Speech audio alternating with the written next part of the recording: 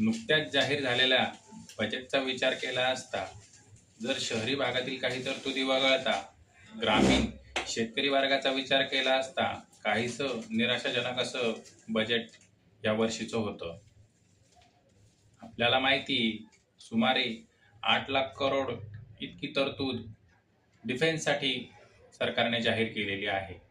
जर आपल्या सरकारचा विचार केला असता आपण कधीही दुसऱ्या देशाशी डायरेक्ट जाऊन युद्ध करत नाही. जर कुणी आपल्या सीमारेषेत अतिक्रमण करण्याचा, हल्ला करण्याचा जर प्रयत्न केला तर केवळ डिफेन्सिव्ह मोड म्हणून आपण त्याला प्रत्युत्तर म्हणून आपलं सैन्य नेहमी तत्पर कार्यरत असतं. म्हणून मला स्वतःला काहीशी जास्तची तरतूद या ठिकाणी डिफेन्समध्ये केल्याची यावर्षीच्या बजेटमध्ये जाणून येते.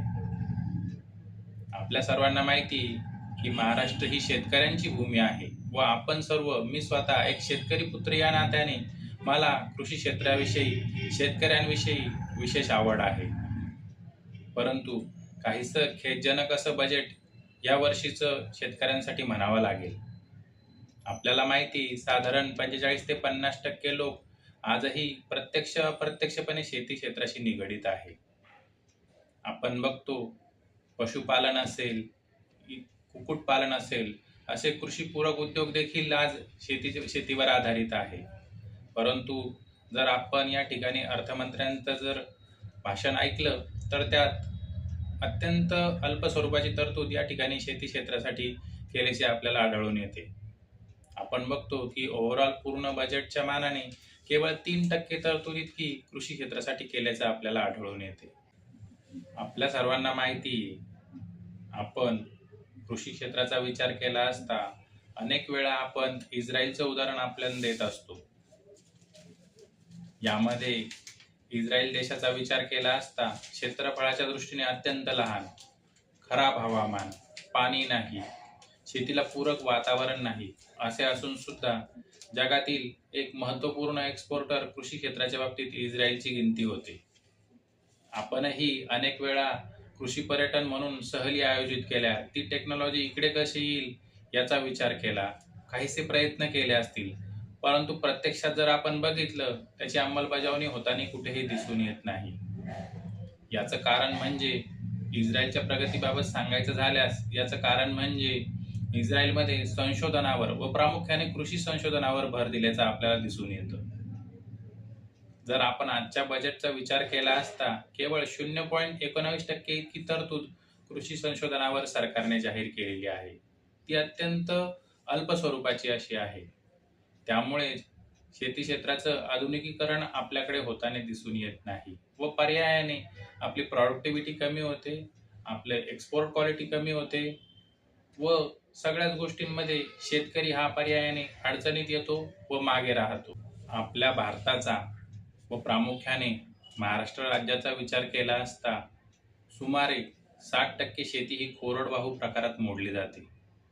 त्यामुळे पावसाचं प्रमाण कमी अधिक झाल्यास निश्चित शेतीच्या उत्पादनावर त्याचा परिणाम होतो. आपल्याला माहिती आपण गहू, बाजरी, ज्वारी अनेक महाराष्ट्रात पिके घेतली जातात. परंतु शाश्वत पाण्याची उपलब्धता नसल्यामुळे महाराष्ट्रातली शेती ही हंगामी स्वरूपातील शेती मोडली जाते.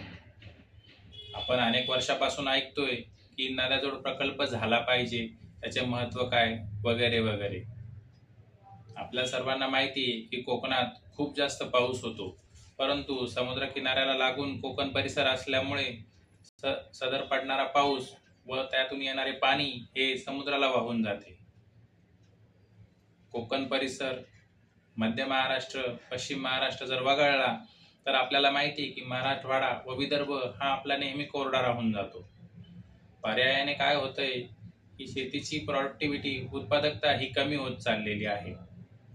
आजच्या बजेटमधून देखील नद्याजोड प्रकल्पाविषयी काहीतरी प्रमुख घोषणा होईल अशी अपेक्षा शेतकरी पुत्र या नात्याने मला होती, परंतु तशी विशेष काही घोषणा झाल्याची आपल्याला दिसून येत नाही.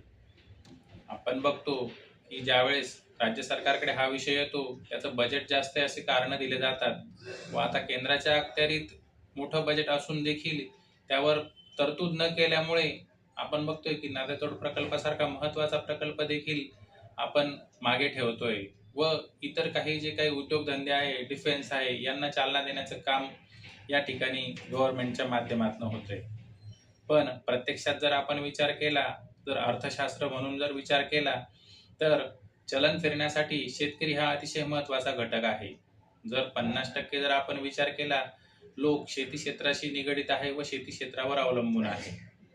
जर इतक्या मोठ्या प्रमाणात लोक अवलंबून असतील, जर शेतकऱ्याच्या हातात जर पैसा आला, तर पर्यायाने तो नवीन घर बांधेल, पर्यायाने सिमेंट असेल, वीट उद्योग असेल, इतर भांडवली उद्योग असतील जसे स्टील असेल, याची मागणी वाढेल. तसेच शेतकऱ्याने जर पैसा आला, तर तो भविष्यात जाऊन 2 व्हीलर खरेदी करेल, 4 व्हीलर खरेदी करेल व पर्यायाने अर्थशास्त्राचं चक्र हे फिरतं राहील व त्याला देखील चालना मिळेल.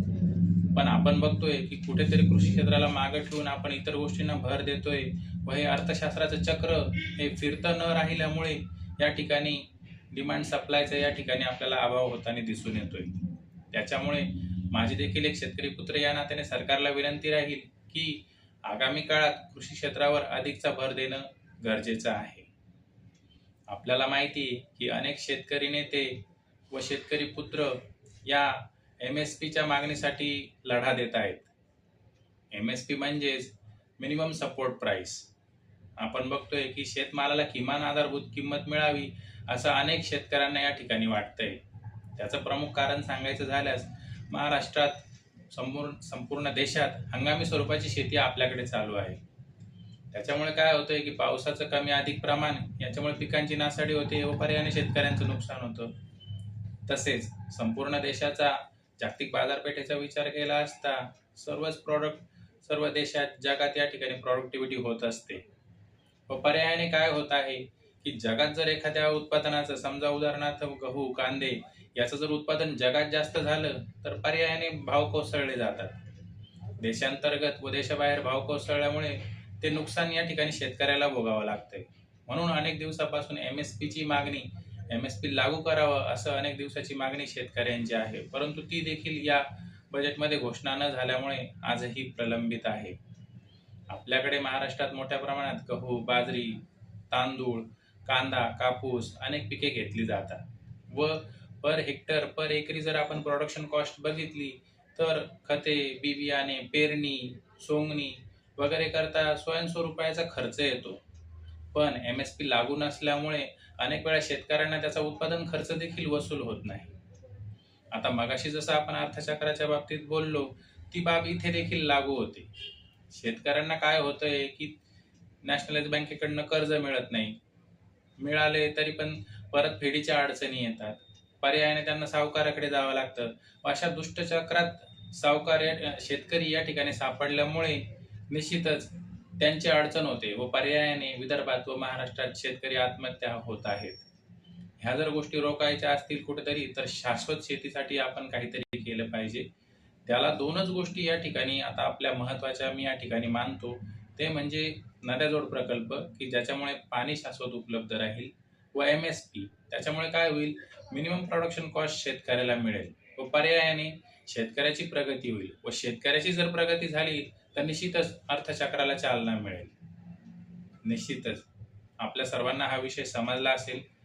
सरकार दरबारी देखील हा विषय जातोय, जाणार आहे, अधिक याची प्रगल्भता वाढणार आहे. एक शेतकरी पुत्र या नात्याने माझी देखील सरकारकडे मागणी राहील की नद्याजोड प्रकल्प व हमी भाव शेतीला मिळावा, याकरता केंद्र सरकार विशेष करून लक्ष घालेल. मित्रांनो, अधिकाधिक माहितीसाठी तुम्ही फॉलो करा advocate Manoj, legal and social voice. जय हिंद.